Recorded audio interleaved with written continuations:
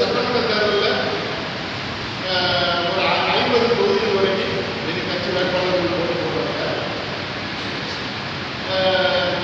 கணிசமான வாக்குகளும் 1-2 தொகுதியில் வெற்றி பெறுவதற்கு வாய்ப்பு இருக்கு.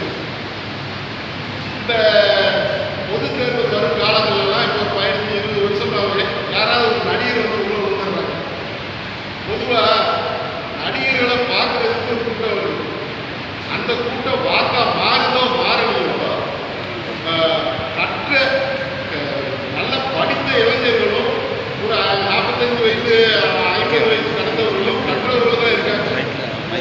அரசை நிர்வாகங்களுக்கு சாதாரண ஒரு இடத்துக்கு போகும்போதே கூட்டம் அதிகமாக வரும்போது அவங்க எப்படி அரசை நிர்வாகம் பண்ண முடியும்? இப்படி அரசு வந்து சரியா நிர்வாகம் செய்யாம தான் அரசு தான் யாரு அதிகாரிகள் மக்களால் தேர்ந்தெடுக்கப்பட்டு போறவங்க வந்து அதிகாரிகளை செம்மையா நிர்வாகம் பண்ணணும். இல்லைன்னா அதிகமான வரி கட்ட வேண்டி இருக்கு. இன்னைக்கு அதிகமான வரி கட்ட வேண்டி இருக்கு. எல்லாரும் கடனுக்கு உள்ளாக வேண்டி இருக்கு. எல்லா விலைவாசி ஏறி இருக்கு.